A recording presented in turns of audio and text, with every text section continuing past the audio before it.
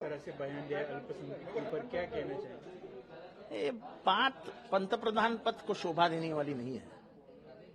तुम देश के पंतप्रधान हो।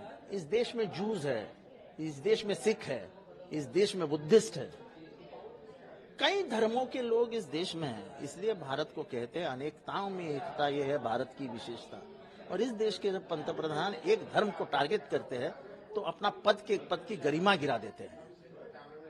कहीं ना कहीं फर्स्ट फेज का इलेक्शन का चुनाव का दबाव का असर है ये।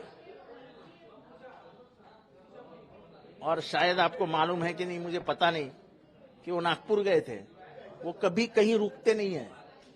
वो भारत भर में कहीं भी सभा हो, वो रात को जाके दिल्ली में रुकते, सुबह फिर से निकलते।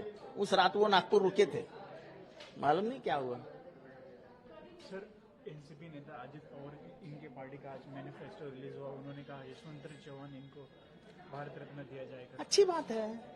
अजित पवार जी के अच्छे संबंध है ना, पंतप्रधान मोदी जी से मेरे बहुत अच्छे संबंध है, ऐसा वो बोलते हैं। मैं चाहे जितना निधि ला सकता हूं, ऐसा वो बोलते हैं, मैं नहीं बोला।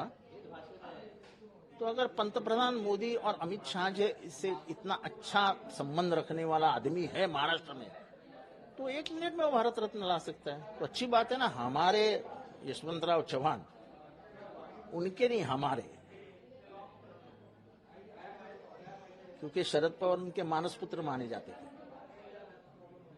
नेहरू जी ने जब आक्रमण हुआ पहली बार चीन का, तब हिमालय के मदद के लिए सह्याद्री आ जाओ ऐसे कह के यशवंतराव चौहान को पहले सुरक्षा मंत्री बनाया था, रक्षा मंत्री बनाया था। तो यो यशवंतराव चौहान को अगर कुछ देने की बात है तो हम खुश है। कहीं ना कहीं आपको एक थ्रेट कॉल आया है लॉरेन बिश्नोई की तरफ से। चलते रहता है यार, ऐसे बहुत थ्रेट कॉल आते हैं।